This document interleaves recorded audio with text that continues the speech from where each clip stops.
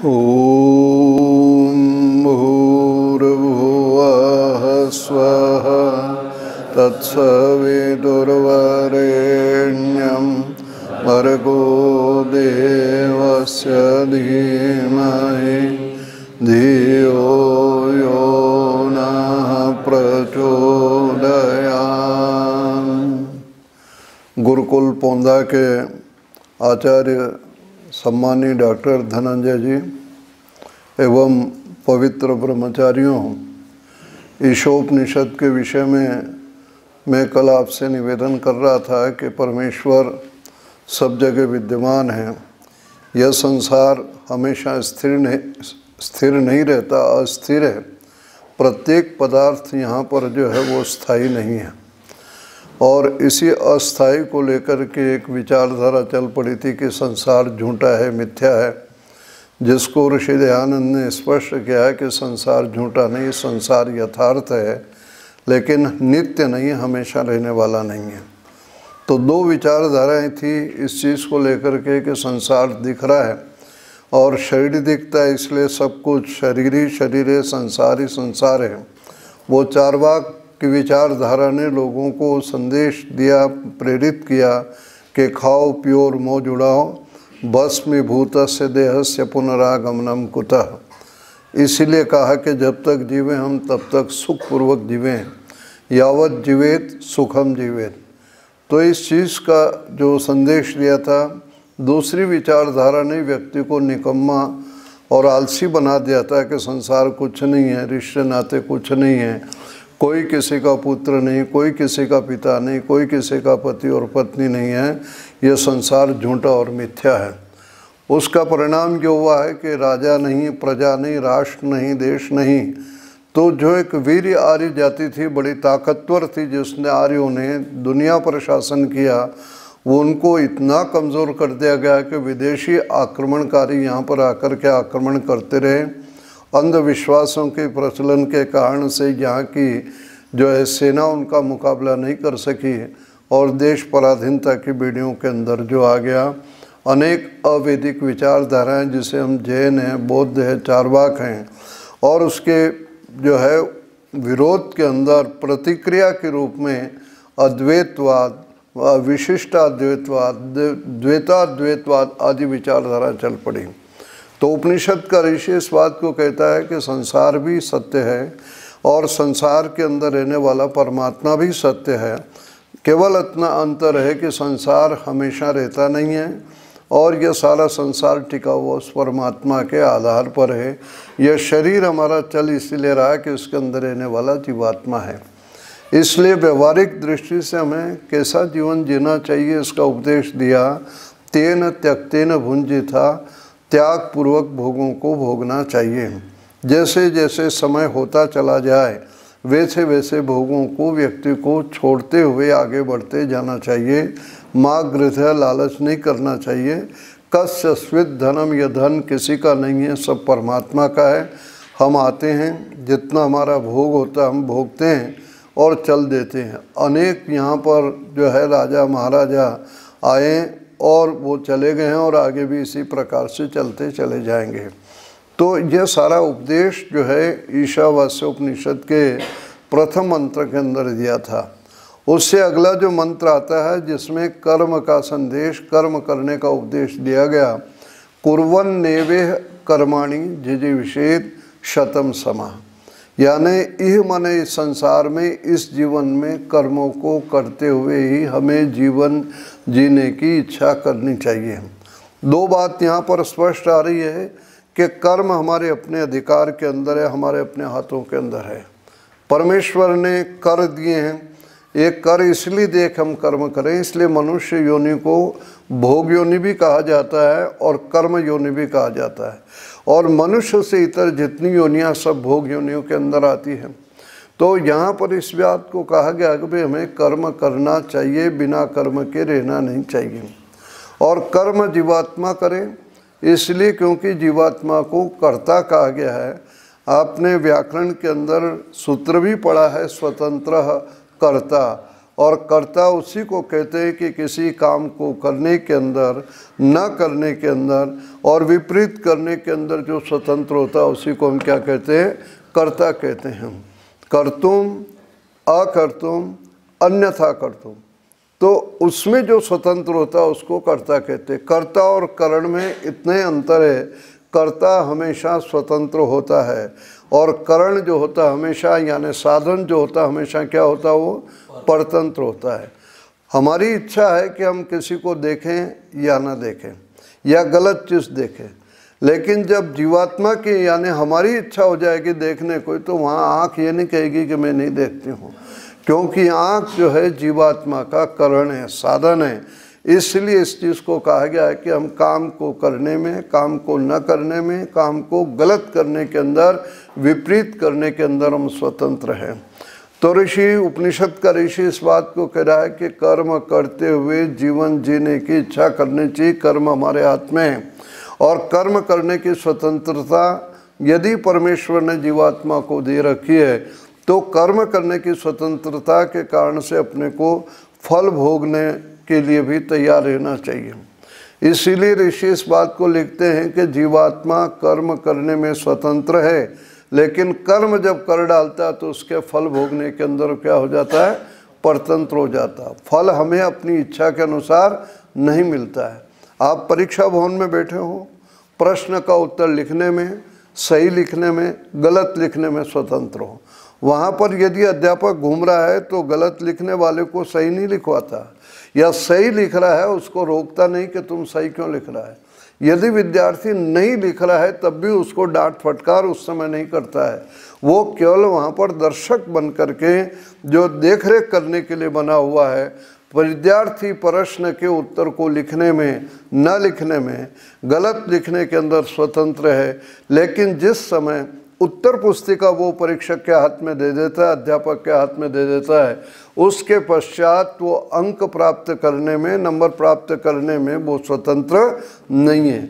उसकी इच्छा से उसको नंबर नहीं मिलते हैं कि अध्यापक पास में बिठा दे और वो कह दे कि भाई कितने नंबर तुमको चाहिए। तो इसी प्रकार से जीवात्मा कर्म करने के अंदर स्वतंत्र है, लेकिन जब कर्म कर डालता है तो उसके फल को भोगने के अंदर वो परतंत्र हो जाता है, उसकी इच्छा के अनुसार का जो है वो फल नहीं मिलता है। तो जीवात्मा को इसी दृष्टि से कर्ता भी कहा गया और साथ में उसको क्या कहा है? भोक्ता भी कहा है कि वो फलों को भोगता भी है। तो जीवात्मा कर्मों को करता है, साथ में फलों को भोगता है, और फल उसको जो मिलता है उससे क्या होता है? तो उससे कहते हैं उसका बुद्धि का या अनुभव का विकास भी होता है। किसी व्यक्ति का या छोटे बच्चे का हाथ अग्नि में गिर जाए या जानबूझ के डाल ले, ना समझ बच्चा हो, और हाथ यदि उसका अग्नि में गिर गया और हाथ उसका जल गया है तो उसको लग गया कि ये जलाने वाली चीज़ें पकड़ने वाली नहीं है। फिर यदि कोई व्यक्ति उस छोटे बच्चे का हाथ पकड़ करके जबरदस्ती अग्नि में डालने का यत्न करेगा कि चल इसको पकड़ ले और छू ले, तो पूरा जोर लगाएगा कि वो उसको आग को नहीं पकड़ेगा।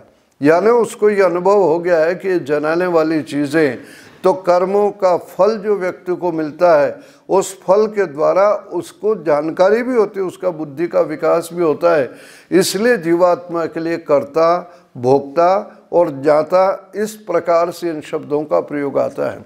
यदि हम अच्छा कर्म कर रहे हैं, शुभ कर्म कर रहे हैं, तो उसका फल व्यक्ति को सुख मिलता। यदि गलत व्यक्ति कर रहा है तो उसको जो क्या मिलता है? उसका दुख के रूप में उसको फल मिलता है। इसीलिए दर्शनकार कहता है कि ते हलाद परिताप फला पुण्या पुण्य हेतुत्वात्। यदि हमने किसी का पुण्य और अच्छा कर्म किया है, सत्कर्म किया है, तो उसका फल व्यक्ति को क्या मिलेगा? प्रसन्नता वाला मन सुख मिलेगा।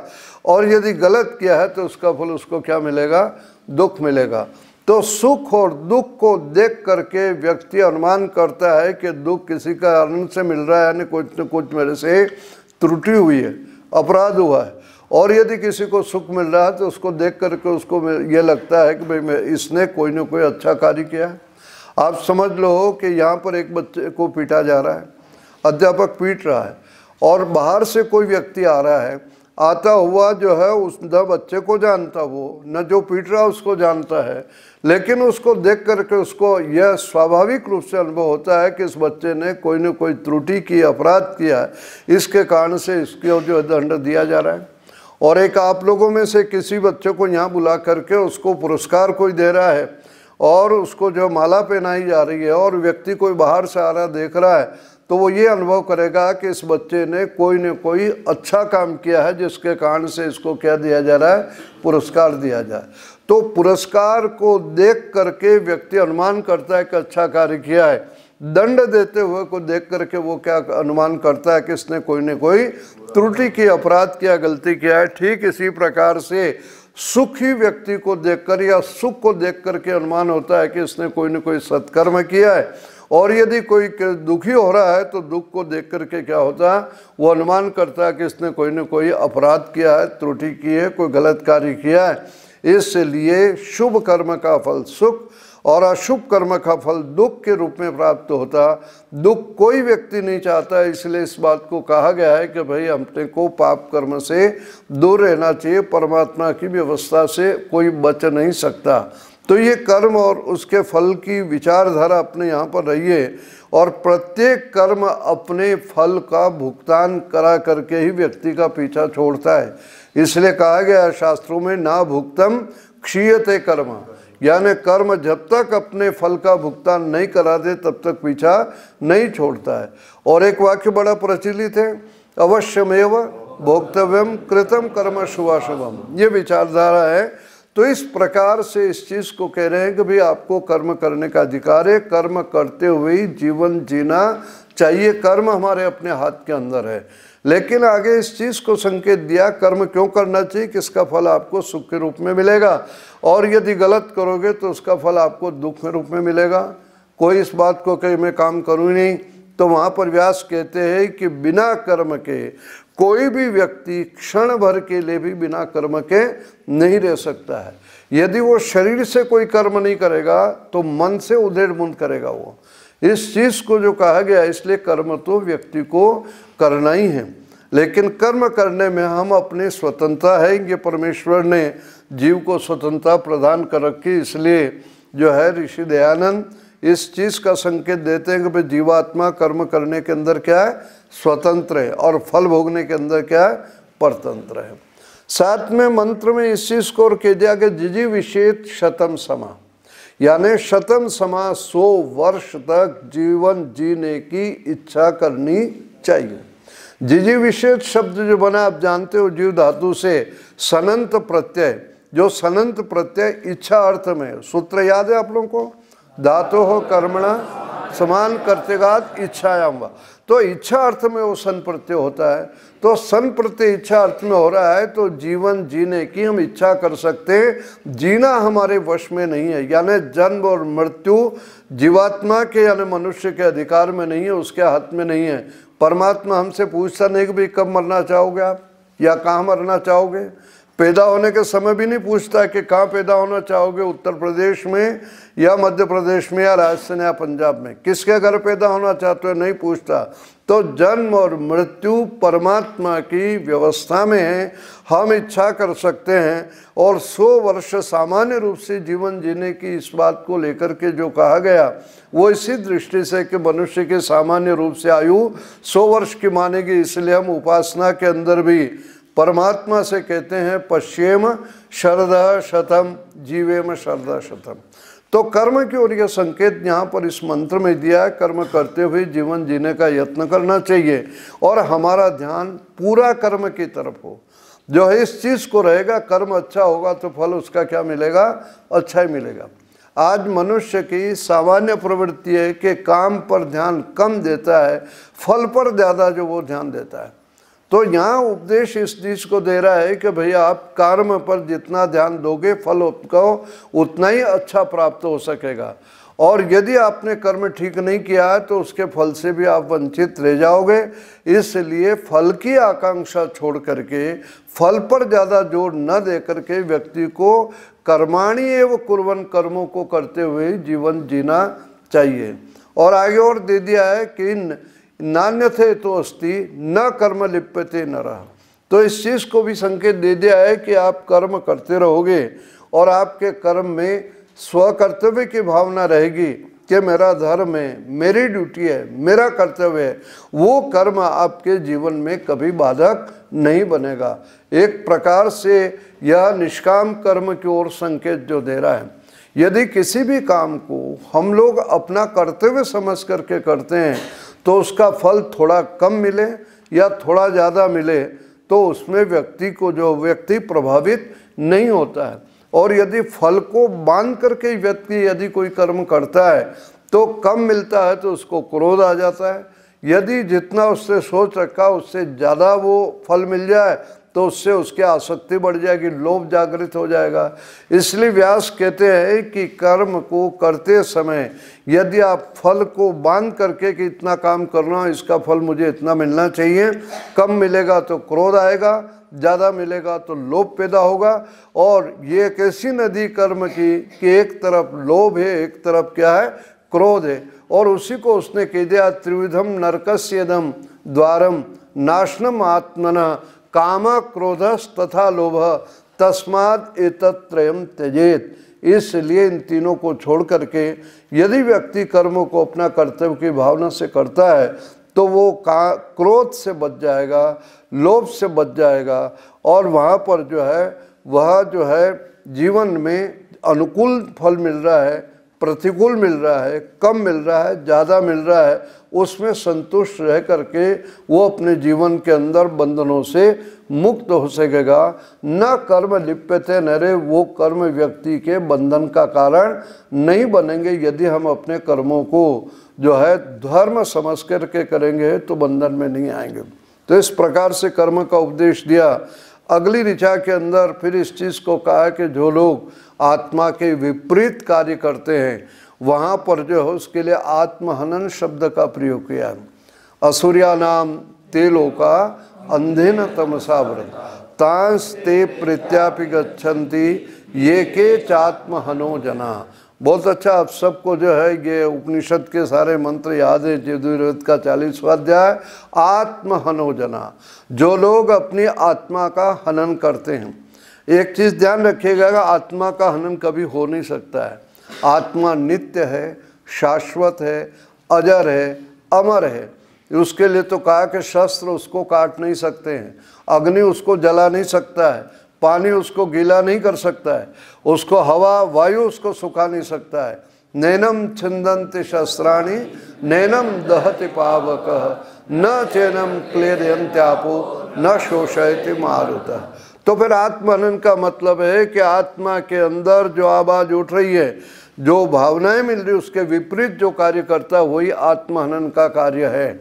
यानी व्यक्ति यदि कोई चोरी करता है, हिंसा करता है, दुराचार करता है, तो ऋषि दयानंद ने इस बात को याद दिलाया कि जब जब मनुष्य पाप कर्म में प्रवृत्त होता है तब तब अंदर से भय, शंका और लज्जा महसूस हो रही है।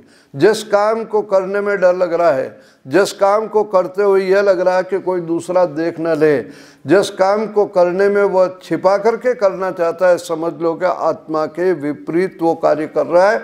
और ऐसे विपरीत कार्य करने वाले व्यक्ति का धीरे धीरे पतन होता जाता है। और यदि वह जीवन के अंदर भी गलत राह पर चला जाता है और मरता है, प्राण छोड़ता है, शरीर छूटता है उसका, तो उसके बाद वो ऐसे लोगों के अंदर जाता है जो अंधकार से ग्रसित है। यानी मनुष्य शरीर से जो है विपरीत पशु, पक्षी, कीट, पतंग, नाना प्रकार की योनियां हैं, उन योनियों के अंदर वो जीवात्मा चला जाता है। जब तक हमारे पाप और पुण्य बराबर है, यदि पुण्यों का हिस्सा हमारा ज़्यादा है तो मानव शरीर जो है उपलब्ध होगा, और यदि पाप का जो है प्रतिशत ज़्यादा हो गया, पाप का हिस्सा ज़्यादा बढ़ गया, तो मनुष्य शरीर छूट करके पशु पक्षी कीट पतंग योनियों के अंदर चला जाता है।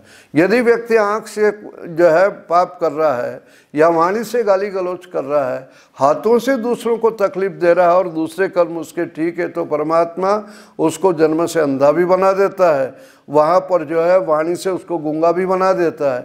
वो एक प्रकार से उसकी गलत आदत को सुधारने का भी काम कर रहा है और दंड भी वहाँ पर साथ साथ दिया जा रहा है। लेकिन शरीर से यदि ज़्यादा उसने पाप कर लिया तो भिन्न भिन्न योनियों के अंदर चला जाता है। इस चीज़ का वहाँ पर जो है संकेत कर्म के आधार पर किस प्रकार से हमें जीवन मिलता या अन्य योनियों के अंदर जाता है, ये संदेश वहाँ दिया है। अगले जो 3-4 मंत्र आ जाते हैं परमात्मा की व्यापकता को लेकर, जहाँ पर इस चीज़ को कहा अनेज देकम मनसो जवी हो, उसके अलावा तद एजति तन्नेजति तद दूरे तद्वंति के, वो परमात्मा जो है दूर भी है वह पास भी है। वह चलता हुआ दिख रहा है लेकिन वह चलता नहीं है। तो ये विरोधाभास जो दिखलाई देता है, क्योंकि पूरे ब्रह्मांड के अंदर परमात्मा विद्यमान है। धरती पृथ्वी घूम रही है, सूर्य अपनी जगह भी घूम रहा है, पृथ्वी सूर्य के चारों ओर घूम रही है, चंद्रमा पृथ्वी की ओर जो है वो चारों ओर परिक्रमा कर रहा है। तो इन सब के अंदर रहता हुआ ऐसा लगता है कि वो भी इनके साथ साथ एजति मन चल रहा है। लेकिन साथ में कहते हैं कि चलता हुआ भी ऐसा लग रहा है कि न एजति, वो चल नहीं रहा है क्योंकि वह सब जगह व्यापक है। भाई चलना जाना आना तो वहाँ होता है कि जहाँ व्यक्ति न हो। हम अपने कमरे में थे, यहाँ तक आए तो ये आना हो गया, यहाँ से वापस जाएंगे अपने अपने कमरों में तो जाना हो जाएगा। लेकिन जाना और आना क्या हो रहा है कि हम यहाँ बैठे तो कमरे में नहीं है, जब कमरे में थे तब हम यहाँ नहीं थे। लेकिन वो परमात्मा तो कमरे में भी है, यहाँ पर भी है, पृथ्वी में भी है, सूर्य में भी है, चंद्रमा में भी है। तो ये सब गति करते हुए अपने को दिखलाई दे रहे हैं, लेकिन वह परमात्मा जो है एक प्रकार से गति नहीं कर रहा है। इनके कारण से उसको गति करने वाला कह देते हैं हम। तद दूरे तद्वंति के, वह परमात्मा दूर से दूर है और निकट से निकट है, क्योंकि सर्वव्यापक होने पर। तो परमात्मा की सर्वव्यापकता को लेकर के इन मंत्रों में बड़ा विस्तार से इस बात को समझाने का यत्न किया है। और इस चीज़ को और यदि निवेदन करूं तो जो अज्ञान से ग्रसित व्यक्ति है उसके लिए तो परमात्मा उतना ही क्या है, दूर है। जो भोग और विलास में लगा हुआ उसके लिए परमात्मा क्या है, बहुत दूर है। और जो अध्यात्म में लगा हुआ है, जो हमेशा जागरूक है, साधना आदि के अंदर है, उसके लिए परमात्मा क्या है, बहुत निकट है। वह सर्वव्यापक होने से दूर जगह वो है और पास से पास हमारे निकट वो परमात्मा विद्यमान है। तो इसलिए उसको कहा जा रहा है कि वो परमेश्वर दूर से दूर और निकट से निकट भी है। यह सारा उपदेश यहाँ पर जो दिया है। आगे जो 2-3 मंत्र आ जाते हैं इस उपनिषद में, वहाँ पर कहा यस्तु सर्वाणि भूतानि और यस्मान सर्वाणि भूतानि, यस्तु सर्वाणि भूतानि आत्मन्यवानु पश्यति, यानी जो व्यक्ति सभी प्राणियों के अंदर उस परमात्मा की सत्ता का अनुभव करता है और इस बात को अनुभव करता है कि जैसे मेरे अंदर ये चेतन सत्ता है, माने आत्मा है, उसी प्रकार से दूसरे के अंदर भी इसी प्रकार से यह चेतन तत्व आत्मा है, तब वहाँ पर कहता है कि न तो मोह रहता न वहाँ पर शोक रहता है। वो सब जगह एकत्व का अनुभव करता है। झगड़ा तो हमारा तब होता है, मोह और शोक तब होता है, व्यक्ति को मोह तो होता है अपनी वस्तु के अंदर, और हमारी अपनी वस्तु को यदि कोई छीनता है तो अपने को क्या होता है, शोक होता, कष्ट होता। तो अपनी वस्तु को मुझसे कोई छीने नहीं, क्योंकि मेरा उस पर अपना लगाव है, आसक्ति है, ममता है, अपनत्व है। और मेरी वस्तु को यदि कोई छीन लेता है तो व्यक्ति को दुख होता है। तो दुख होने का और मोह होने का कारण अपनापन जो व्यक्ति ने जोड़ रखा है उसके कारण से होता है। उपनिषद तो कह रहे हैं कि यह संसार का प्रत्येक पदार्थ न आपका है न मेरा है, बल्कि सब किसका है, कस्य स्वित धनम, यह सब परमात्मा का है। हमारा अपना नहीं है, सब कुछ परमात्मा का है। हमें जितना जो है समय मिला है, जितना हमारा भोग है, प्रारब्ध है, उतना हम भोगते हैं, उसके बाद यहाँ से चल देते हैं। आने वाला दूसरा भोगता है, हमारे से पहले को दूसरा भोगता रहा। जब हमारा है ही नहीं, सब उस परमात्मा का है, तब फिर हमें किस प्रकार का छीनने का डर होगा या किस प्रकार से अपनेपन का, अपनत्व के जो भावना होगी, ये दोनों चीज़ें हमारे में नहीं रहेगी। इसलिए कहते हैं कि मोह से और शोक से, दोनों ही चीज़ों से व्यक्ति का हो जाता है, वो दूर हट जाता है और एकत्व अनुपश्यत, सब जगह उस परमात्मा की सत्ता का अनुभव करने वाला व्यक्ति जो वहाँ पर जो है मोह और शोक से परे हो जाता है। तो परमात्मा की सत्ता का या सब प्राणियों में अपने जैसा आत्म तत्व है, चेतनता है, वहाँ पर जो है राग और द्वेष, मोह और शोक समाप्त हो जाते हैं। ये भी उपदेश यहाँ पर इन मंत्रों के अंदर दिया गया। तो इस प्रकार से आगे जो मंत्र आ जाता है वो परमात्मा की सर्वव्यापकता का इतना तो वर्णन नहीं रहा है, आगे और बड़ा इस चीज़ को लेकर के रहा है कि वह परमात्मा सपर्यगात, पर्यगात, वह सब जगह गया हुआ है। लोगों ने परमेश्वर को एक स्थान पर बिठा दिया था, कोई उसको जो है वैकुंठ में बिठा रहा है, कोई गोलोक में बिठा रहा है, कोई उसको कहता है कि वो 7वें आसमान पर है, कोई 4थे आसमान पर है। अलग अलग जगह मैंने उसको एक देशी बना दिया था जो परमात्मा सर्वव्यापक था। पुनः याद दिला रहे उपनिषद के इस मंत्र के द्वारा कि पर्यगात, वह सब जगह गया हुआ है, सब जगह पहुंचा हुआ है, वह सर्वव्यापक है। कोई ऐसा स्थान नहीं कि जहाँ परमात्मा विद्यमान न हो। और जब सब जगह विद्यमान है तो साथ में कह दिया है कि अकायम, उसका कोई शरीर नहीं है। इस चीज़ को भी याद दिला दिया है। लोगों ने परमात्मा को शक्ति के बजाय व्यक्ति के रूप में उनको जो मान लिया गया है, तो यहाँ पर इस चीज़ को कह रहा है कि परमात्मा का कोई शरीर नहीं होता। शरीर के बारे में मैंने जो है पिछली बार भी निवेदन किया था कि शरीर तो या इंद्रियां जो है, शरीर जो है वो तो एक कमज़ोर व्यक्ति की निशानी है। परमात्मा की शरीर न होने के अनेक कारण जो शास्त्रकारों ने लिखा है। आचार्य शंकर लिखते हैं शरीरत्व ही सती, यदि ईश्वर का शरीर हो जाएगा तो ईश्वरस्य अपि अनीश्वरत्वम प्रसज्जेत, यानी ईश्वर भी क्या हो जाएगा, अनीश्वर हो जाएगा। शरीर के होने पर ईश्वर ईश्वर क्यों नहीं रहेगा? तो वहाँ लिखता है कि ईश्वर को भूख लगेगी, शरीर को खाना चाहिए उसको, ईश्वर को प्यास लगती है, फिर ईश्वर को जो है भूख और प्यास के लिए अन्न और जल के ऊपर निर्भर रहना पड़ेगा।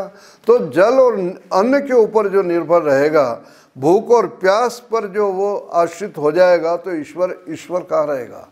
इसलिए वहाँ कहता है कि ईश्वर का शरीर नहीं है।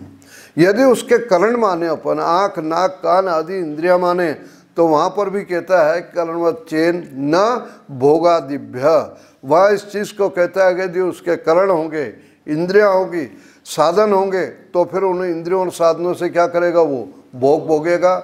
और भोग भोगेगा तो भोग जो है उसका सुख और दुख का भी कारण बनेगा। तो भोगों का भोगने वाला फिर ईश्वर कैसे होगा जो भोगों की व्यवस्था कर रहा है? इसलिए तो वेद यहाँ पर कह रहा है कि वह अकायम, उसका अपना कोई काय माने शरीर नहीं होता। कभी ये कोई लग भाई कि शरीर ऐसा न होगा लेकिन और कुछ हो, तो उसको बार बार मना करने के लिए मंत्र में क्या आया? अकायम अव्रणम, उसको कोई घाव वगैरह भी नहीं होता है। और स्पष्ट कर दिया अस्नाविरम, उसको नस नाड़ियां भी नहीं होती। एक एक नहीं, दो दो तीन तीन बार मना कर रहा है। तो कभी ये सोचे कि भाई ये बार बार रिपीट क्यों कर रहे हैं? तो आपने सुना होगा, ध्यान दिया होगा, कभी व्याकरण में कहा गया द्विरबद्धम सुबद्धम भवति, किसी चीज़ को बार बार मना करने पर वो ज़्यादा मजबूत हो जाती है। तो परमात्मा ध्यान दिला रहा है कि देखो परमात्मा का शरीर नहीं है, उसको फोड़े फुंसी भी नहीं होते हैं, उसको कोई घाव नहीं होता है, उसकी कोई नस नाड़ियाँ भी नहीं होती है। कोई कहने लगा अलौकिक शरीर होता है, तो या तीन तीन बार उसको जो कह दिया, जब शरीर नहीं होता है तो उसका आकार, उसकी मूर्ति कैसे हो सकती? इसलिए परमेश्वर का कोई अवतार जो वो नहीं होता। तो अकायम अस्नाविरम अव्रणम आदि का शुद्धम व पवित्रतम है। परमात्मा से पवित्र संसार के अंदर कुछ भी नहीं है। इसलिए ऋषियों की मान्यता है कि यदि साध्य पवित्र है तो साधन भी क्या होना चाहिए? पवित्र होना चाहिए। परमात्मा पवित्रतम है और उसको हमें प्राप्त करना है इस जीवन के द्वारा, तो हमारा जीवन भी क्या होना चाहिए? पवित्र होना चाहिए। अपवित्र साधन हो वो पवित्र साध्य को प्राप्त नहीं कर सकता। अपाप विद्धम, और कह दिया कि वो पाप से बिल्कुल दूर है। पाप व्यक्ति जो करता है वो जो है अज्ञानता के कारण से, अल्पज्ञता के कारण से, या पिछले उसके बुरे संस्कार उसके कारण से होता है। तो परमात्मा सर्वज्ञ है, वो सब कुछ जानता है, और सब कुछ जानने से जो है वह इन पाप और पुण्य इन सारी चीज़ों से वो क्या है? रहित है। कबीर मनीषी परिभू स्वयंभू, परमात्मा के सारे गुण बनाए। कभी मने वो क्लांत दृष्टा है, सब कुछ जानता है, मनीषी व सर्वज्ञ है, और साथ में इस चीज़ को कह दिया है कि स्वयंभू है। यानी हम इस चीज़ को कहते हैं कि दुनिया को बनाने वाला परमात्मा है, तो फिर परमात्मा को किसने बनाया? यदि कोई प्रश्न करे तो परमात्मा को बनाने वाला कोई दूसरा परमात्मा, फिर उसको बनाने वाला तीसरा परमात्मा, इसका कोई अंत नहीं हो सकता। इसलिए परमात्मा के लिए कहा जा रहा है कि वह सबको बनाने वाला, सृष्टि की रचना करने वाला है, लेकिन वह तो अपने आप में क्या है? स्वयंभू है, अपने आप में है वो, इसलिए उसका कोई निर्माण करने वाला नहीं है। इसलिए ईश्वर को हम नित्य मानते हैं। घड़ा मिट्टी से बना है, मिट्टी को किसने बनाया? माने सृष्टि जिस प्रकृति से बनी है, तो प्रकृति भी अपने आप में क्या है? स्वयंभू है। तो इस चीज़ को उपादान कारण भी जो है स्वयंभू अपने आप में है। और जिसके लिए संसार बना, जिसके लिए परमात्मा ने संसार बनाया, वो भी अपने आप में क्या है? स्वयंभू है। इसलिए तीन माने ईश्वर, जीव और प्रकृति, ये तीनों के तीनों नित्य है। आप इस बात को सोचो, यदि जीव नहीं होते तो परमात्मा ने संसार किसके लिए बनाया भाई? सृष्टि किसकी रचना की? क्या परमात्मा ने अपने लिए बनाया? तो वो स्वार्थी हो जाएगा। क्या परमात्मा ने प्रकृति के लिए बनाया? तो प्रकृति को तो कुछ पता ही नहीं। इस माइक को थोड़ी पता है किसके आगे मैं बोल रहा हूँ या श्रीधर जी बोल रहे हैं, तो इसको नहीं पता, जड़ पदार्थ को नहीं पता। जिसको पता नहीं उसके लिए कौन बनाएगा? और यदि जीव होगा नहीं तो परमात्मा ने किसके लिए संसार बनाया? वो तो स्वार्थी हो जाएगा। इसलिए जिसके लिए बनाया, जिस चीज़ को जो कहा जाता है कि जीवात्मा भी स्वयंभू है, प्रकृति भी स्वयंभू है और ईश्वर भी क्या है? स्वयंभू है। ऐसा नहीं कि परमात्मा ने बाद में जीव बनाया, तो वहाँ पर भी ऐसी स्थिति नहीं। पिता का अस्तित्व कब पता लगता है? जब पुत्र होता है तब। इसलिए कभी कभी दार्शनिक विद्वान क्या कहते हैं कि बताओ पिता बड़ा है कि पुत्र बड़ा है? तो प्राय सामान्य रूप से व्यक्ति क्या कह देता है? पिता बड़ा है। लौकिक दृष्टि से पिता की आयु 50 साल की है, लड़के की आयु 25 साल की है, लेकिन यदि आप दार्शनिक दृष्टि से देखोगे तो भले ही वो 50 साल का है, लेकिन वो पिता तब बना जब उसका क्या हुआ? पुत्र हुआ। बिना पुत्र के कोई व्यक्ति पिता नहीं बनता। पिता होते ही वो व्यक्ति जो स्वयं पुत्र के रूप में था, वो भी क्या कहलाने लगा? भाई ये इसका पिता है। तो पिता और पुत्र, जिस समय पुत्र पैदा हुआ उस समय वो पिता कहलाया। तो पिता और पुत्र, पुत्र न हो तो पिता का कोई महत्व नहीं है, पिता और पुत्र समकालीन है। तो ऐसी स्थिति में यदि जीवात्मा न हो, अल्पज्ञ न हो, तो सर्वज्ञ का कोई महत्व नहीं है। छात्र न हो तो अध्यापक का क्या महत्व है? रोगी न हो तो चिकित्सक का कोई महत्व नहीं है। तो इसलिए चिकित्सक और रोगी साथ साथ है। इसी प्रकार से ईश्वर और जीवात्मा जो है दोनों साथ साथ है। इनको इसी दृष्टि से स्वयंभू कहा गया है। तो यथार्थ रूप में जीवात्मा के जैसे जैसे कर्म हैं, उन कर्मों के अनुसार परमेश्वर ने इन सबको जो है वह उन कर्मों का फल या संसार की व्यवस्था की विद्यात शाश्वतिभ्य समाभ्य, शाश्वत काल से समाभ्य ने अनादिकाल से जीवात्माओं को उनके कर्मों का फल देने का प्रबंध परमात्मा जो वो करता चला जा रहा है। तो इस प्रकार से परमात्मा की व्यवस्था का संकेत दिया। आगे 3 मंत्र जो आ जाते हैं, अंधन तमः प्रविशन्ति, ये अरे संभूति में विद्या मारा उसमें, और आगे दे रहा है कि अन्य देह आहुर विद्याया अन्यदाहुर अविद्या, और फिर आगे दे दिया उसने कि विद्याम च यस्तत् वेदो भयं सह। आगे अविद्या मृत्युम तीर्थवा विद्यामृतम अस्तु। विद्या और अविद्या की यहाँ इन 3 जो मंत्रों के अंदर चर्चा है, और इस चीज़ को कह रहा है कि भाई जो अविद्या की उपासना करते हैं वो जो है अंधकार में जाते हैं, अंधन तमः प्रविशन्ति, और ततो भूय, उससे भी ज़्यादा घने अंधकार में वो लोग जाते हैं जो विद्याम रता, जो विद्या में रत रहते हैं। विद्या और अविद्या का यहाँ पर जो उल्लेख किया गया, और अविद्या को यदि आप अज्ञान कहोगे यानी उसको कोई जानकारी नहीं है, तो वहाँ पर व्यक्ति क्या रहेगा? अंधकार में जो पड़ा रहेगा। अंधकार में पता है कि उसको नहीं पता है कि माइक में लाइट आती है या लाइट का वायर बाहर निकला हुआ और उसको अज्ञान है पकड़ लेगा तो क्या होगा? लग जाएगा, उसको एक्सीडेंट हो जाएगा। तो अज्ञानता के कारण से व्यक्ति क्या होता है? बहुत दुखी होता है, अंधकार के अंदर रहता है। ये वहाँ संकेत दिया उसने। लेकिन कह दिया है कि जो लोग दिन रात विद्या में ही लगे रहते हैं और विद्या में रहता हुए इतने रहते होते हैं, इस बात को सोचते हैं कि मुझसे तो बड़ा कोई ज्ञानी नहीं है। ये विद्या में रत माने अहंकार जिन व्यक्तियों को हो जाता है अपने जान का, वो कहते हैं उससे भी ज़्यादा घने अंधकार के अंदर रहते हैं। परिणाम क्या होता है कि थोड़ा जानने वाला व्यक्ति अपने आप को सोचता है कि मैं तो बहुत कुछ जानता हूँ। उसको विद्या का इतना अहंकार हो जाता है कि दूसरे के पास वो कोई अच्छी बात सुनने को और सीखने को भी तैयार नहीं रहता है, यानी वो आगे बढ़ने की उसकी प्रवृत्ति नहीं रहती, मुझे तो सब कुछ आता है। ये जो चीज़ हो जाती है बस यही उसके पतन का, उसके मार्ग का, उसकी उन्नति का रास्ता रुक जाता है। वो भर्तरी का श्लोक है, यदा किंचित जो हम द्वीपयो मदांधा समभवम। मैं थोड़ा जानता था तो मुझे कितना अहंकार था। मैं इस चीज़ को जानता था कि मेरे से अलावा कोई दूसरा नहीं जानता। लेकिन यदा किंचित किंचित बुद्ध जन सका, जब मैं थोड़ा थोड़ा विद्वानों के पास बैठने लगा तब मेरा सारा अहंकार क्या हो गया, समाप्त हो गया। और तब मुझे लगा कि मूर्खो अस्मिति, भाई मैं तो महामूर्ख हूँ, मुझे कुछ भी जानकारी नहीं है। तो विद्या का अहंकार व्यक्ति को जब आता है तो दूसरे से कुछ जानना चाहता ही नहीं है और उसके कारण से जो है वो आगे नहीं बढ़ पाता, उसका रुक जाता है।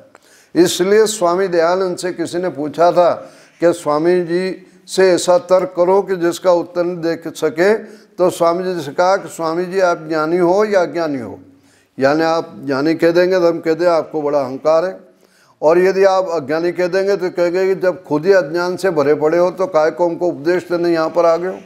तो स्वामी जी तो बहुत ऊंची स्थिति का व्यक्तित्व था। तो स्वामी जी ने क्या कहा था, कुछ विषय में मैं ज्ञानी हूँ और कुछ विषय में मैं क्या हूँ, अज्ञानी हूँ। तो ये जो चीज़ है ये इस बात को लेकर के आती है कि व्यक्ति कितना सूझबूझ का होता है। जब ऋषि दयानंद ने अपने वेद भाष्य का नमूना पंजाब विश्वविद्यालय को भेजा और उस समय ईस्ट इंडिया कंपनी का जो सत्ता थी, ब्रिटिश सरकार की जो राजधानी थी वो क्या थी, कलकत्ता थी, वो उन्होंने कलकत्ता भेज दिया। और कलकत्ता भेजने के बाद जो है वहाँ का कलकत्ता विश्वविद्यालय का जो संस्कृत विभाग का हेड था महेश चंद्र न्यायरत्न, उसने जो है उसको देखा और देखने के पश्चात जो उसने कुछ आपत्तियाँ उसने की और आपत्तियाँ करके भेज दिया कि भाई ये चीज़ें इसके अंदर ठीक नहीं हैं। तो उस समय ऋषि दयानंद ने उस कलकत्ता विश्वविद्यालय के संस्कृत विभाग के अध्यक्ष को उत्तर देते हुए क्या लिखा था कि मैं ऋग्वेद से लेकर के पूर्व मीमांसा पर्यंत 3000 ग्रंथों को प्रामाणिक मानता हूँ। कितने ग्रंथों को? 3000 ग्रंथों को। तब उन लोगों का सिर चकरा गया था कि जो व्यक्ति 3000 ग्रंथों को प्रामाणिक मानता है तो 5-7 हजार ग्रंथ उसने टटोले होंगे, देखे होंगे कि भैया सही है कि गलत है, सही है कि गलत है। कितना व्यापक अध्ययन था। आज तो हमारे जैसे लोग 2 किताब पढ़ लेते, लिख लेते, सोचते हैं हमारे से बड़ा कोई ज्ञानी नहीं है। तो ये जो चीज़ आ जाती है जब व्यक्ति परमात्मा की साधना करता है, उपासना करता है और यथार्थ की जानकारी करता है तो उसको विद्या का अहंकार नहीं आने पाता है। ऋषि दयानंद को एक व्यक्ति ने जो है प्रवचन जब सुना, उन्होंने उनको कह दिया उसने कि आप तो ऋषि हो। तब स्वामी जी ने क्या जवाब दिया था उसको? स्वामी जी ने जवाब दिया था, मैं कपिल कणाद के ज़माने में पैदा हुआ होता तो मेरी गणना साधारण व्यक्तियों में होती। आप सोच रहे हो, यही तो ऋषि का ऋषित्व था जो इस बात को करा है कि मेरी गणना यदि कपिल और कणाद के समय में होती तो मैं साधारण व्यक्तियों में मेरी गणना होती उनके ज़माने में।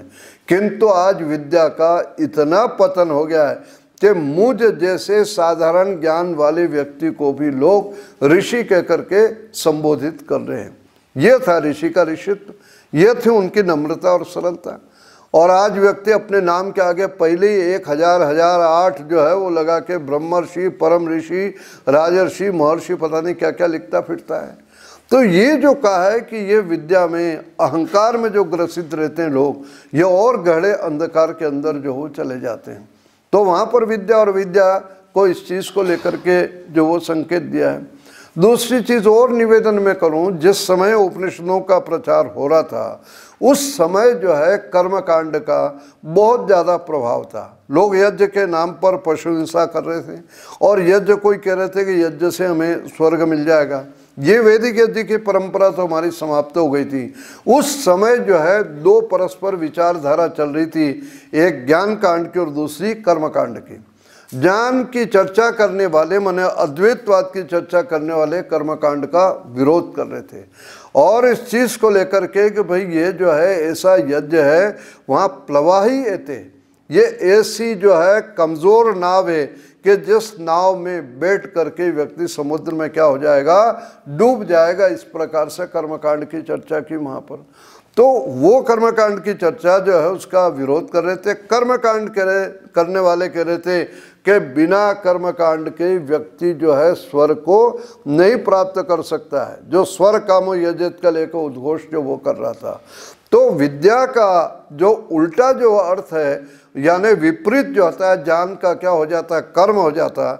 और ये दोनों एक दूसरे की विचारधारा की ओर संकेत देते हैं कि ज्ञान कांड का प्रचार ज़्यादा हो रहा था, यानी शंकर की विचारधारा को मानने वाले जो इस चीज़ को कह रहे थे कि द्वैत है, अद्वैत है, त्रैत है, द्वैताद्वैत है, विशिष्टाद्वैत, ये सारी चर्चाएं कर रहे थे। और जहाँ पर कर्मकांड यज्ञ याग आदि को जो ज़्यादा लोग दे रहे थे, तो वहाँ पर कर्मकांड वाले ये ज्ञान कांड का विरोध, ज्ञान कांड का उल्लेख, कर्म कांड का विरोध। तो उसके लिए भी उस समय जो है विद्या और अविद्या शब्द का जो हो प्रयोग आया है। लेकिन आप यहाँ पर देखें उपनिषद के अंदर तो इस चीज़ को कहा है कि विद्या, जिस चीज़ को कहा गया विद्या माने जानकारी। दर्शन के हिसाब से और निवेदन करूँ मैं तो विद्या और अविद्या किसको कहा, योग दर्शन के अंदर आपको पता होगा, अनित्या शुचि दुख अनात्म सुख, नित्य शुचि सुखात्म ख्यातिर अविद्या। तो अविद्या उसको कह रहे हैं कि अनित्य को जो व्यक्ति नित्य मान लेता है, ये शरीर हमारा अनित्य है, और जो व्यक्ति इसको मान रहा है कि तो नित्य हमेशा रहेगा, तो ये क्या हो जाएगी, अविद्या हो जाएगी। इसी प्रकार से अशुचि माने गंदगी है, यानी पानी के अंदर कोई हड्डियाँ डाल रहा है, मुर्दे डाल रहा है, सड़ान पैदा हो रही है, और उस पानी को जैसे बनारस और हावड़ा तक जाते जाते गंगा में कितने मुर्दे पड़ जाते हैं, हड्डियाँ पड़ जाती है, और वो पानी इतना गंदा हो जाता है, उसको पवित्र मान रहा है। या शरीर के अंदर भी आप देख लो कि कहीं पर रक्त है, मांस है, हड्डी है, मल है, मूत्र है, और इसको सबसे बढ़िया मान रहा है, ये भी क्या हो रही है, उसके अविद्या का लक्षण है। तो अशुचि को शुचि मानना, अनित्या शुचि दुख, और दुख में व्यक्ति जो है सुख का अनुभव कर रहा है, विषयों के भोगों में, सांसारिक भोगों के अंदर इस बात को कहा जाता है कि सुख है, लेकिन वहाँ इसको कहता है कि इसमें भी दुख मिश्रित है। ऋषि याद दिलाते हैं कि बहुत बढ़िया खीर है, और थोड़ा भी उसमें विष डाल देंगे तो क्या हो जाएगा, वो खाने के लायक नहीं होती, भले मीठी हो। तो इसी प्रकार से अनात्मा माने शरीर आत्मा नहीं है, लेकिन इसको आत्मा मान रहा है। जब आत्मा को आत्मा मानने लगे हम, जहाँ पर जो नित्य को नित्य मानने लग जाए, दुख को दुख माने, सुख को सुख माने, वही क्या कहलाती है, विद्या कहलाती है। तो यहाँ पर जो इस चीज़ को कह रहा है कि अविद्या से तात्पर्य है भौतिक विद्या। आपने सब कुछ जान लिया लेकिन आपके बारे में नहीं जाना, तो जानते हो भी आपने कुछ भी नहीं जाना है। तो इसीलिए इस चीज़ को कहा जा रहा है कि आपकी विद्या एक प्रकार से भी अविद्या है, कि आपने अपने बारे में नहीं जाना है। इसलिए उपनिषदों में आगे आएगा कि नारद और सनत कुमार की चर्चा आती है। नारद सनत कुमार के पास जाता है, वो इस बात को कहता है, महाराज मैंने ये पढ़ा, ये पढ़ा, ये पढ़ा, वो सारी चर्चा करता है। वो कहता है कि मंत्रविद अस्मि, मैं सब कुछ इन पदार्थों की, इन विषयों की जानकारी करता हूँ, लेकिन ना आत्मविद, लेकिन मैं आत्मविद नहीं हूँ, आत्मा के बारे में मुझे जानकारी नहीं है। इसलिए कहता है कि मैं अशांत हूँ, बेचैन हूँ। तो इसलिए इस चीज़ को कहा जा रहा है कि भाई आप दुनिया के बारे में सारी की सारी जानकारी कर लेते हो, वो जानते हो भी आप जो है नहीं जान पा रहे, उसको अविद्या का। और अपने बारे में यदि व्यक्ति को जानकारी हो जाए कि सारा संसार, ये सारी दुनिया की चीज़ें आत्मा के लिए बनी, जीवात्मा के लिए बनी है, तो वस्तुतः वह विद्या के अंतर्गत आ जाएगी। इसलिए भौतिक विद्या को अविद्या कहा गया, और आध्यात्मिक विद्या को क्या कहा गया है, वहाँ पर विद्या कहा गया। तो भौतिक विद्या अविद्या, आध्यात्मिक विद्या विद्या, इन दोनों को जो व्यक्ति साथ साथ जान लेता है, वह व्यक्ति क्या करता है कि अविद्या मृत्युम तीर्थवा, माने भौतिक पदार्थों की बारे में आप जानकारी कर लोगे तो मृत्यु को पार कर लोगे। मृत्यु को पार करने का मतलब यह है कि आपने चिकित्सा के बारे में जानकारी कर ली, आयुर्वेदिक हो, एलोपैथिक हो, होम्योपैथिक हो, तो आप मौत को टाल सकते हो, आगे बढ़ा सकते हो उसको। आगे समझ में। और जानकारी नहीं होगी, विपरीत भोजन कर लोगे या परहेज नहीं रखोगे, जल्दी मर जाओगे। तो मौत से बचने का तात्पर्य है कि आपको चिकित्सा की जानकारी होगी तो मृत्यु का आप लंबा कर सकते हो। लेकिन कह रहा है कि जब विद्या की जानकारी आपको हो जाएगी तो अमरता को प्राप्त करोगे। आप ये शरीर को साधन समझोगे, सांसारिक पदार्थ साधन समझोगे, उस समय शरीर के प्रति आपकी आसक्ति नहीं रहेगी और इस चीज़ को समझोगे कि भाई मैं मर नहीं रहा हूँ, मैं तो वस्त्र बदल रहा हूँ, मैं जीवन के अंदर आया हूँ तो ये मेरा अपना शरीर मुझे परमात्मा को प्राप्त करने के लिए, अमरता को प्राप्त करने के लिए मिला है। तो ये आध्यात्मिक विद्या जब तक व्यवहार में आ जाएगी तब आप अमरता को प्राप्त करोगे। यदि और मोटे रूप से मैं निवेदन कर दूं तो महर्षि पतंजलि ने विद्या 4 प्रकार से बतलाई। अंतिम क्या हिस्सा बतलाया? व्यवहार कालीन। यानी इस चीज़ को जानते हैं कि जहाँ इस चीज़ को कहा है कि आगम कालीन, स्वाध्याय कालीन, प्रवचन कालीन, व्यवहार कालीन। तो गुरु से जितना पढ़ा है वो तो 25%, अपने आप याद कर लिया 50 हो गया, पढ़ा भी दिया किसी को 75 हो गया, और व्यवहार में नहीं आए तो क्या हुआ? अधूरी रहेगी विद्या। ठीक ये कि ये स्थिति है कि आप शब्दों की जानकारी आपने कर ली और शब्दों की जानकारी करने पर, विषय की जानकारी करने के पश्चात आपके व्यवहार में नहीं आया है तो वो सारी की सारी क्या है? अविद्या है। ध्यान देना, क्रोध करना बुरी चीज़ है, चोरी करना बुरी चीज़ है, समझ रहे हो, हिंसा करना बुरी चीज़ है। ये पढ़ा भी रहे हो, पढ़ भी रहे हो, याद भी कर रहे हो, सब कुछ कर रहे हो, लेकिन व्यक्ति को जब मौका मिलता है तो चोरी कर डालता है, जब मौका मिलता है तो हिंसा कर डालता है। तो इसको उपनिषद क्या कह रहा है कि यह आपकी विद्या नहीं है बल्कि क्या है? अविद्या है। जब विद्या हो जाती तो वहाँ फिर कहने की आवश्यकता नहीं पड़ती। यहाँ मान लो भी सांप आ जाए तो मुझे प्रवचन देना पड़ेगा कि ब्रह्मचारियों सांप आ गया है, खड़े हो जाओ, सावधान हो जाओ, खा जाएगा, कहना पड़ेगा? कहने की कोई आवश्यकता नहीं पड़ेगी। सांप आ गया सब उठ के भाग जाओगे, मेरा ध्यान न जाए और मैं नहीं देखूँ तब भी जो है आप रुकोगे नहीं, मैं सोचूंगा क्या हो गया। तो सांप दिखा इसका मतलब है कि इससे अपने को बचना चाहिए।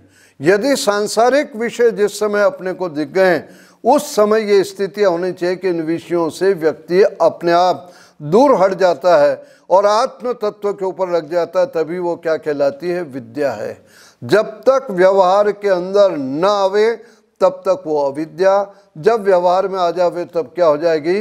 विद्या हो जाएगी।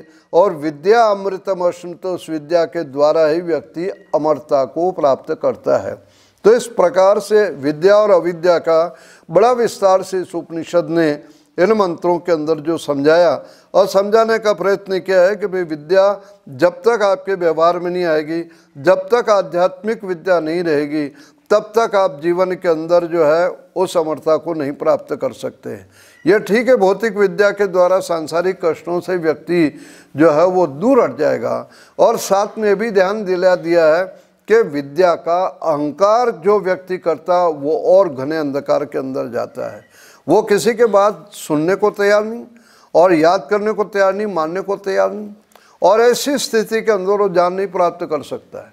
आपको पता है जब ऋषि दयानंद स्वामी विरजानंद के पास में गए, गुरु के पास में गए, तो सारी बातें उसके बाद उन्होंने क्या पूछा, क्या पढ़ा है? तो कहा कि लघु कौमुदी सारस्वत है। तो कहा इन किताबों को क्या करो? यमुना में फेंकाओ। आगे समझ में? वो फेंका है। ये काम तो आप भी कर दोगे तुरंत, फेंक नहीं कहेंगे तो। लेकिन उसके बाद अगली जो बात कही ऋषि दयानंद से, विरजानंद ने क्या कहा? जितना पढ़ा है उसको भी क्या हो जाओ? भूल जाओ। जब तक वो नहीं भूलोगे तब तक जो है नया ज्ञान जो है वो तुम्हारे पर टिकेगा नहीं। आगे सुन में, यदि वो अहंकार, दयानंद के अहंकार को परखने का जो है वो अवसर विरजानंद ने देखा, यदि कभी ऐसा तो नहीं कि इसको विद्या को अहंकार है कि भाई मैं जो आया हूँ वो कैसे भूलूंगा, क्या करूँगा, तो कहा कि ठीक है, अपने गुरु के प्रति अटूट श्रद्धा प्रकट करते हुए पुस्तकें भी यमुना में बहाई और वो सारा का सारा उन्होंने भुलाने का यत्न किया, जिसका परिणाम है कि जो जो विरजानंद ने उनको देना चाहा, ज्ञान देना चाहा, वो सब उनको प्राप्त हुआ है। यदि विद्या का अहंकार किसी व्यक्ति को रहेगा तो आगे वो ज्ञान को प्राप्त नहीं कर सकता, घोर अंधकार में जाता है, उसका विकास रुक जाता है। तो भी संकेत यहाँ पर जो उपनिषद ने विद्या और अविद्या को लेकर के बहुत सुंदर जो है विवेचन दिया है। उसके बाद आ जाता है ये संभूति और असंभूति शब्द आ रहे हैं। ब्रह्मचारी ने किसी ने शंका भी दी, संभूति और असंभूति को यदि आप विद्या और अविद्या के समान गति जोड़ के देखेंगे तो निश्चित रूप से फिर तो इन 3 मंत्रों की कोई आवश्यकता नहीं पड़ेगी। जो बात विद्या और अविद्या में कह दी है वही बात यदि संभूति और असंभूति को अर्थ लेंगे, असंभूति का मतलब अविद्या और संभूति का अर्थ विद्या करोगे तो फिर उसका क्या मतलब है? कोई मतलब नहीं है। इसलिए वहाँ इन मंत्रों को आप देखोगे तो वहीं स्पष्ट हो जाएगा, संभूतिम च विनाशम च। 14वें मंत्र में क्या दिया उसने? वहाँ पर वही दिया, संभूति और जो है असंभूति का उन्होंने दिया है। लेकिन अन्य देव आहुर संभवात, अन्य आहुर असंभवात, इति सूक्ष्माधीराणाम 13वां जो मंत्र दिया उसमें इति सूक्ष्माधीराणाम ये नस्तद विचक्षरे, यानी संभूति शब्द रखा और असंभूति का वहाँ क्या दे दिया उन्होंने? विनाश शब्द दिया। और संभूति के स्थान पर एक जगह क्या दे दिया? संभव दे दिया। तो संभूति और असंभव ये दोनों शब्द दिए हैं। तो असंभव का विपरीत यदि कोई शब्द है तो क्या है?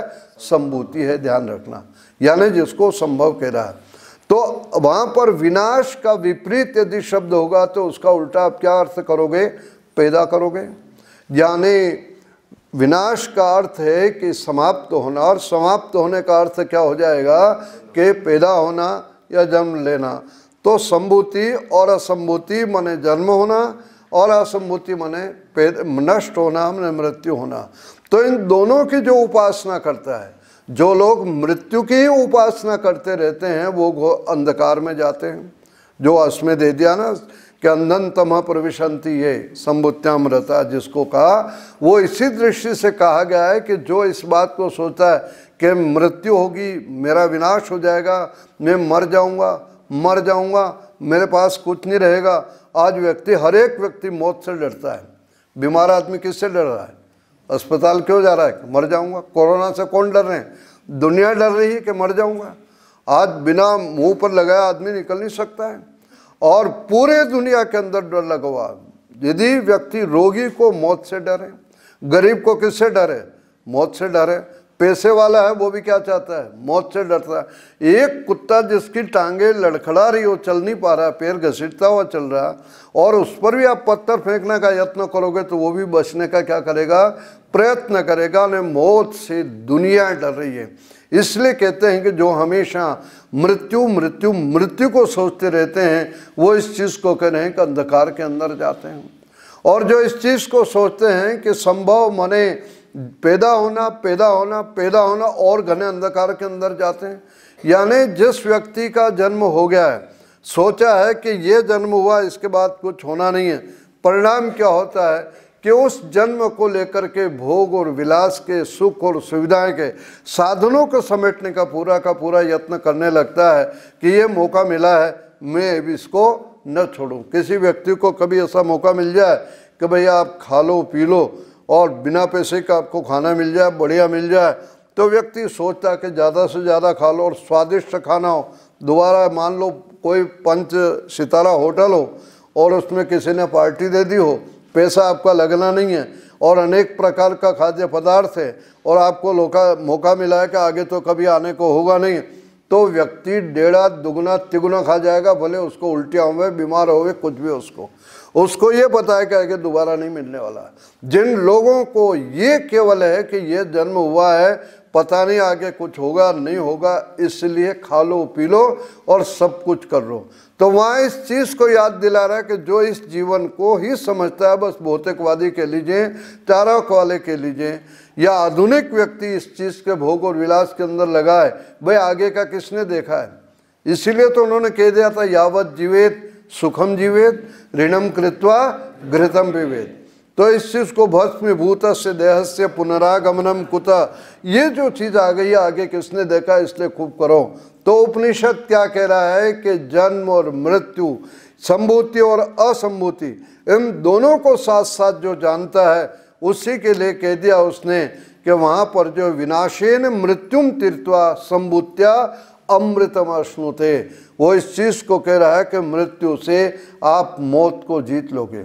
आप इस बात का अनुभव कर लोगे कि ये मृत्यु जो हो रही है, ये मृत्यु एक प्रकार से वस्त्र परिवर्तन की जगह है। ये मेरी मौत नहीं हो रही, मुझे इस शरीर से छोड़ करके दूसरे शरीर के साथ क्या किया जा रहा है, जोड़ा जा रहा है। जब व्यक्ति को ये पता लग जाए मौत की, मृत्यु की यथार्थता, हकीकत ये लग जाए कि मैं मर नहीं रहा हूँ बल्कि मैं तो वस्त्र बदल रहा हूँ, मेरा तो यहाँ से ट्रांसफ़र हो रहा है और अगली जगह जो है मैं जाऊँगा, ये पुराना मकान हो गया है, इससे हाथ पैरों से चला नहीं जा रहा है, काम नहीं किया जा रहा है, आंखों से दिख नहीं रहा है, कानों से सुनाई नहीं दे रहा है, और अब ऐसी स्थिति आ गई तो चलो इसको छोड़ दूँ, इस पुराने मकान को छोड़ करके नए मकान को प्राप्त कर लूँ। चाहे एक बालक के रूप में जो है जन्म होगा, हाथ पैर आँख नाक कान नहीं मिलेंगे, तो वो कह रहा है कि इस चीज़ को कहता है कि इससे व्यक्ति क्या हो रहा है कि वो इस चीज़ को कह रहा है कि इससे वो पार हो जाएगा। इसीलिए इस चीज़ को कह रहा है कि विनाशेन मृत्युम तीर्थवा, मृत्यु को भी एक प्रकार से आप पार कर गए, मौत का डर उस व्यक्ति को फिर नहीं लगेगा। इस चीज़ को आप ध्यान रखो कि जो लोग आत्मा की अमरता को समझ लेते हैं उनको मौत का डर नहीं लगता। जितने क्रांतिकारी हुए उनको मौत डर लग रहा है। फांसी के फंदे पर चढ़ने से पहले जो व्यक्ति कहता है कि मैं हवन करूँगा, संध्या करूँगा, बताइए वो मौत को तो एक प्रकार से कुछ भी नहीं समझ रहा है। वरना आदमी मौत के डर के मारे उसका जो है वजन कम होना चाहिए, लेकिन अनेक क्रांतिकारियों का मौत के समय जो सजा सुनने के बाद वजन बढ़ जाता है, उनको कोई कष्ट नहीं होता है। भगत सिंह को कोई कष्ट हुआ, राम प्रसाद बिस्मिल को कोई कष्ट हुआ, ये जितने क्रांतिकारी आप देख लो वो इस चीज़ को समझते हैं कि भाई हम तो मरते नहीं हैं। वासांसि जीर्णानि यथा विहाय नवानि गृह्णाति नरो प्राणी। तो जैसे व्यक्ति पुराने कपड़े को छोड़ता है, इसको छोड़ करके हमें नया वापस अच्छा मिलेगा। हमने कर्म अच्छे किए हैं तो आगे चल करके हमें क्या मिलेगा, अच्छा शरीर मिलेगा, अच्छा परिवार मिलेगा, अच्छे माता पिता मिलेंगे, सारी की सारी चीज़ें बढ़िया से बढ़िया होगी। आप जानते हो जिस व्यक्ति का गवर्नमेंट सर्विस में ट्रांसफ़र होता है उस व्यक्ति ने अपना अच्छा काम किया हो, उसने अपनी गवर्नमेंट सर्विस में सर्विस बुक होती है, कोई गलतियां करता है, परेशान करता तो उसमें रिमार्क लगते हैं सर्विस बुक पर, और जिसने अच्छा कार्य किया वो भी रिमार्क लगते हैं कि भाई इसने ये काम अच्छा किया, काम किया। जो व्यक्ति अपने बॉस के आदेशों का पालन करता हो, अपने अधिकारी का, अपने साथ वालों के साथ मिलकर के काम करता हो और अपने नीचे वालों को परेशान नहीं करता है, तो उसका ट्रांसफ़र तो होता है लेकिन प्रमोट होकर जाता हो, प्रमोशन होकर दूसरी जगह जाता है, उन्नति होती है उसकी। और जो आदमी अपने अधिकारी का कहना नहीं मानता है, बार बार जो है उसकी अवहेलना करता है, साथियों को तंग करता है, नीचे वालों को आए दिन परेशान करता है, उसके सर्विस बुक पर रिमार्क लगते हैं। परिणाम होता है कि इतने उसके नोट्स लग जाते हैं कि उस व्यक्ति को ऐसी जगह फेंकते हैं कि जहाँ किसी को परेशान न कर सके, बहुत दूर डाल देते हैं। तो उसको कहते हैं इसको डिमोट कर दिया, उसके अधिकार छीन लिए। जो आदमी इस जीवन के द्वारा, इस शरीर के द्वारा दूसरों को परेशान नहीं करता है, दूसरे के जीवन में सहयोग करता है, दूसरा का जो है वो हमेशा ध्यान रखता है, तो परमात्मा उसका जो वो क्या करता है, प्रमोशन करता, अच्छे योनि, अच्छा शरीर, अच्छे माता पिता, अच्छे कुल में उसका जन्म होता है। और जो व्यक्ति परेशान करता है उसको मनुष्य शरीर से वंचित करके पशु पक्षी कीट पतंग योनि में डाल देता है। तो यहाँ कह रहा है कि जो व्यक्ति उस मृत्यु को देख करके जो है डरता नहीं है, इस बात को देखता है कि मैं तो कपड़े बदल रहा हूँ, पुराना मकान छोड़ रहा हूँ, तो वो कहता है कि और उससे वो क्या हो जाएगा, पार हो जाएगा और उन्नति की तरफ जाएगा। और संभूत्या माने जो इस बात को जन्म देख रहा है, मैं पैदा हुआ हूँ, तो ये पैदा कोई पहली बार पैदा नहीं हुआ हूँ, मैं अनेकों बार पैदा हुआ हूँ और अनेकों बार मेरे जन्म लिया है। ये अनंतता से, अनादिकाल से जीवात्मा जो है शरीरों को धारण कर रहा है, जन्म मृत्यु को प्राप्त कर रहा है। तो वो जीवात्मा अपनी अमरता को, यानी अपने न मरने वाली स्थिति को, अपनी नित्यता का अनुभव करता हुआ हमेशा क्या करेगा, वो अमृत को प्राप्त करेगा, परमात्मा को प्राप्त करेगा। इसलिए कह दिया उसने विनाशेन मृत्युम तीर्थवा संभूत्या अमृतम अश्नुते, वो संभूति के द्वारा उस अमृत को, अमरता को प्राप्त करता है। तो इस प्रकार से संभूति और असंभूति का अर्थ अपन विचार करेंगे। तो यहाँ पर मंत्रों के अंदर स्पष्ट कर दिया उसने कि जो असंभूति का एक अर्थ उसने विनाश कर दिया, संभूति का संभव कर दिया, और वहाँ पर विनाश का जो है 14वें मंत्र में संभूति शब्द रखा, माने विनाश का जो विपरीत असंभूति का विपरीत संभूति होता है। तो संभूति माने जन्म का, पैदा होने का, विनाश माने मृत्यु का। इन दोनों को व्यक्ति ठीक ठीक प्रकार से जान लेता है तो निश्चित रूप से कष्टों से, दुखों से पार होता और अमरता को प्राप्त करता है। इस प्रकार से यह उपदेश इस उपनिषद के मंत्रों में दिया गया है। प्रिय ब्रह्मचारियों, आगे इस चीज को आ रहा है कि हिरण्मयेन पात्रेण सत्यस्यापि हितम मुखम। ये मंत्र वहां पर दिया है कि व्यक्ति जब जब सत्य की तरफ, धर्म की तरफ, न्याय की तरफ, अच्छाई की तरफ चलता है तो वहां कह रहा है कि सत्य को ढक दिया किसने? हिरण्मयेन पात्रेण। संसार की चमक दमक ने, लोभ ने, लालच ने, प्रलोभन ने, भौतिक आकर्षण ने जब जब वो न्याय के ऊपर चलता है तो ये उसने रोक देता है और इसके कारण से वो सत्य के मार्ग से भटक जाता है।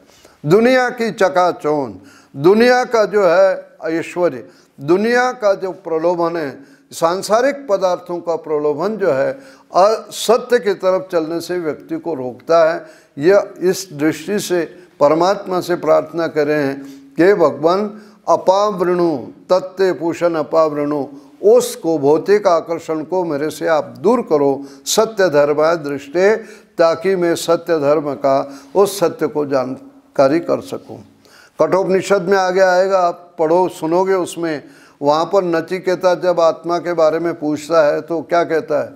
हाथी ले ले, घोड़ा ले ले, सोना ले ले, चांदी ले ले, नाच गाने के जो जो साधन चाहिए तेरे को सब ले ले, और भी बहुत सारा का, लेकिन तुम आत्मा के बारे में मत पूछो। क्यों महर्षि ने इस बात को कहा?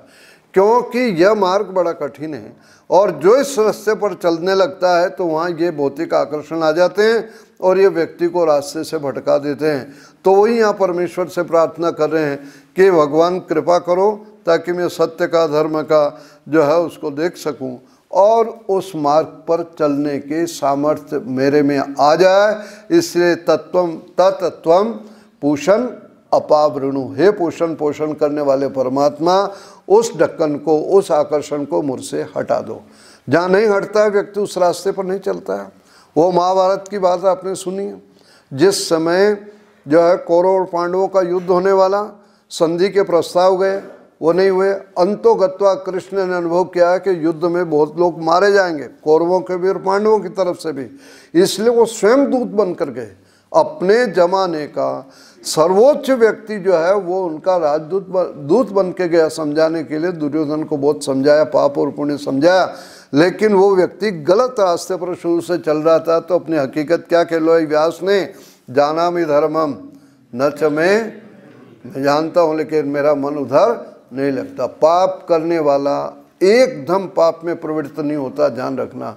झूठ बोलने वाला, अत्याचार करने वाला एकदम नहीं, धीरे धीरे धीरे उसमें प्रवृत्त होता जाता है और हटना भी चाहे तो फिर वो हट नहीं पाता है। वही स्थिति कह रहा दुर्योधन कह रहा कि मैं जानता हूँ लेकिन मेरा मन उधर लगता नहीं है।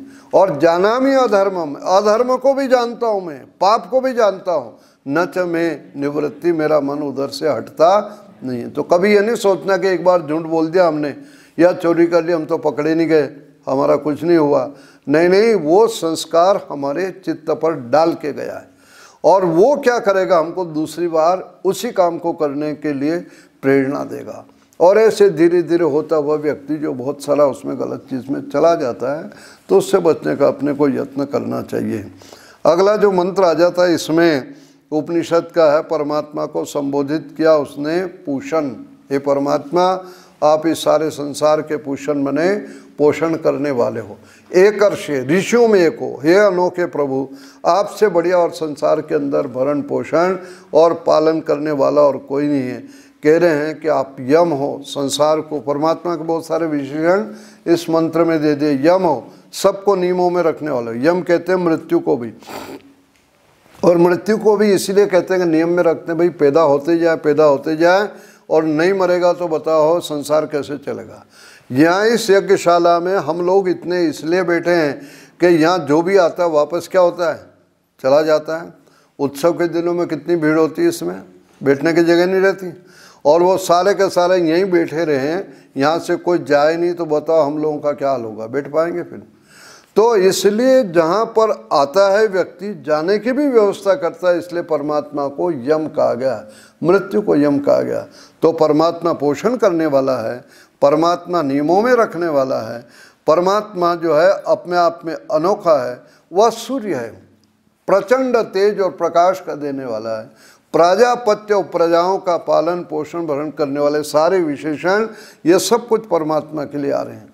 और साथ में इस चीज़ को कह रहे हैं कि वो संसार में कह रहे हैं कि भगवान ये जितना भी संसार चमक रहा है, सूर्य में तेज, चंद्रमा में शीतलता, पेड़ पौधों के अंदर जो गति है, सब पदार्थों में गति है, कह रहे हैं कि सब में आपने इसमें अपना तेज डाल रखा है। और उसी का परिणाम है कि व्यूह रश्मिन समूह, आप थोड़ी देर के लिए अपनी सारी रश्मियों को, किरणों को, अपने तेज को आप खींच लो तो सब कुछ खत्म हो जाएगा। और क्या दे रहा है कि जिस प्रकार से ब्रह्मांड के अंदर आपने तेज डाल रखा है, ठीक इसी प्रकार से पिंड के अंदर जीवात्मा ने भी तो अपनी रश्मियों के द्वारा तेज डाल रखा है। यदि जीवात्मा सारी चीज़ को खींच ले, यानी मान लो जीवात्मा इस शरीर से निकल जाए, तो क्या होगा? आँख नहीं देखेगी, कान नहीं सुनेंगे, पैर नहीं चलेंगे, हाथ नहीं उठेंगे, कि धड़ाम से मिट्टी की तरह हो जाएगा। तो जिस प्रकार से ये शरीर एक मिट्टी की तरह हो जाता है, यह जीवात्मा इससे निकल जाता है, यदि आप इस ब्रह्मांड से निकल जाएंगे, अपनी सारी रश्मियों को जो खींच करके रख देंगे, तो सूर्य का तेज खत्म, चंद्रमा की शीतलता खत्म, पृथ्वी की गति खत्म, ये मंगल बुध शुक्र सारे के सारे धड़ाम से मिट्टी के बत हो जाएंगे। इसमें जो भी कुछ तेज है भगवान वो किसका है? आपका है। इसलिए कहते हैं कि यो असो पुरुषा, जो वो पुरुष इस ब्रह्मांड के अंदर दिखलाई दे रहा है, सो अहम अस्मि, वही मैं इस शरीर के अंदर जो है जीव के रूप में दिखलाई दे रहा हूँ। यानी जड़ पदार्थ के अंदर गति अपने आप नहीं होती। ये माइक यहाँ से चल के वहाँ अपने आप नहीं जाएगा, जाएगा क्या? यदि चलने लग जाए सब भाग जाओगे, डरोगे क्या हो गया इसमें। तो जड़ पदार्थ में अपने आप गति नहीं होती है। यदि गति हो रही है, इसका मतलब गति देने वाला कोई न कोई है उसके अंदर। उसी को जो परमेश्वर की ओर ये संकेत दिया है।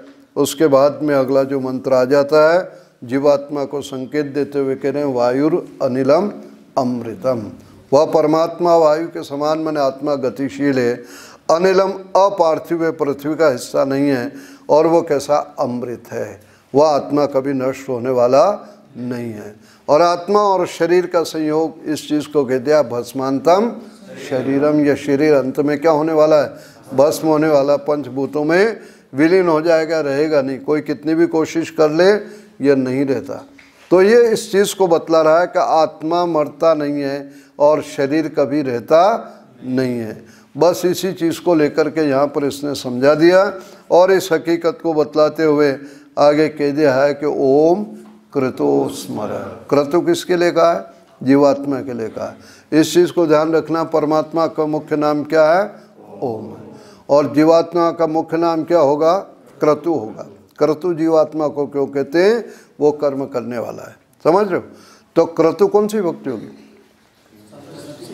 हाँ, क्रतु, क्रतो गुरु का संबोधन क्या होता है? गुरु क्रतो मने हे क्रतु मने हे जीवात्मा, ओम स्मर, उस परमात्मा के नाम ओम का तू क्या कर ले? स्मरण कर ले। तो मैं कभी कभी निवेदन करता हूँ कि यहाँ पर जीवात्मा और परमात्मा के दोनों के एक प्रकार से मुख्य नाम आ गए, क्योंकि जीवात्मा बिना कर्म के नहीं रह सकता, इसलिए उसको क्रतु कहा गया है। और जिसने क्रतु यज्ञ को भी कहते हैं, ध्यान रखना है। तो ये भी बतला रहा है कि यज्ञ करने वाला जिसने शत मने 100 क्रतु यज्ञ के, उसका नाम क्या पड़ा? शतक क्रतु। और शतक क्रतु का एक एक अक्षर ले लिया है तो वो क्या बन गया? शक्र बना।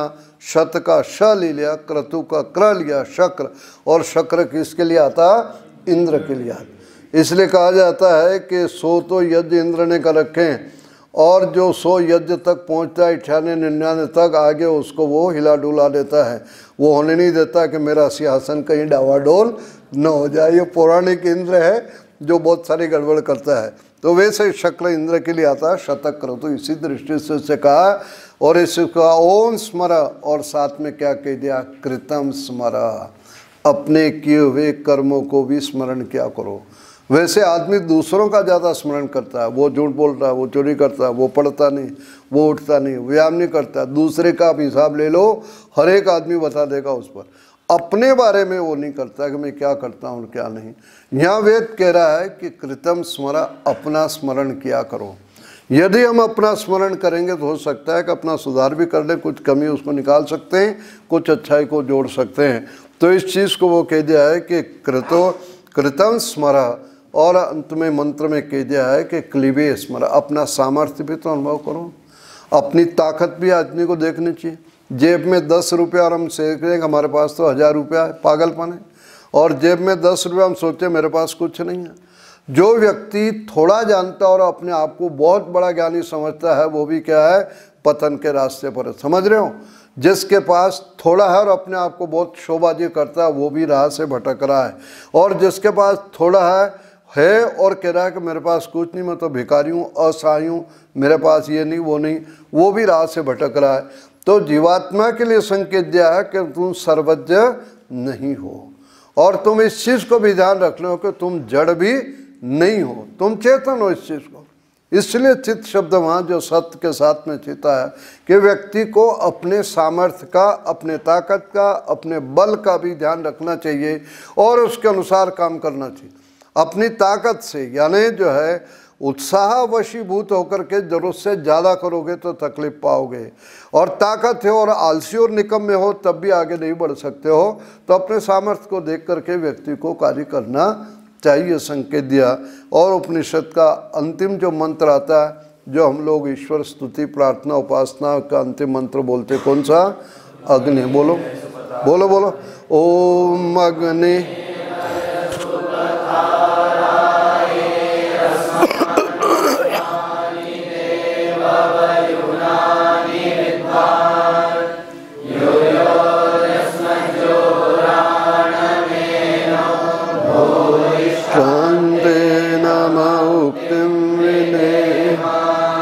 परमात्मा को इस मंत्र में उपनिषद का, ईश उपनिषद का अंतिम मंत्र है, अग्नि कहकर संबोधित किया। अग्नि भी कौन सी भक्ति है? संबोधन है, जान। हे अग्नि मन हे प्रकाश स्वरूप परमेश्वर। अग्नि का क्या काम है? अग्नि का एक तो अंधकार दूर करता है, और दूसरा अग्नि का क्या काम है? कूड़ा करकट जितना कचरा आग लगा दो सब क्या हो जाएगा?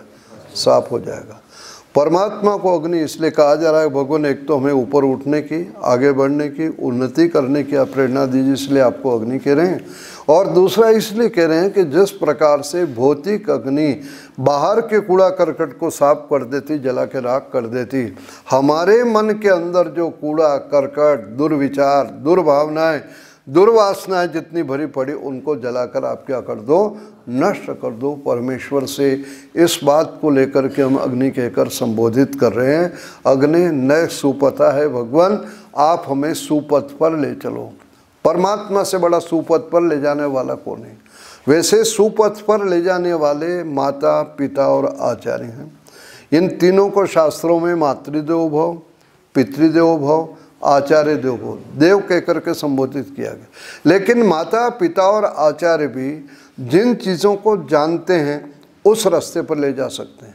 हमारी जितनी गलतियों को जानते हैं उनको सुधार कर सकते हैं। समझ रहे हो? शरीर से कोई गलती करेंगे, इनको पता लग जाएगा, समझा बुझा के उसको ठीक कर लेंगे। वाणी से कोई गलती करेगा, उसको दूर हटा देंगे। लेकिन मन से जो कर रहा है उसका क्या करोगे? मन से जो उधेड़ बूंद कर रहा है उसको ना माँ दूर कर सकती है, ना पिता कर सकता, ना गुरु कर सकता। ध्यान रखना, माता, पिता और गुरु जिस चीज़ को जानकारी रखते हैं उसको दूर कर सकते हैं, जिसको जानकारी नहीं है उसको दूर नहीं कर सकते।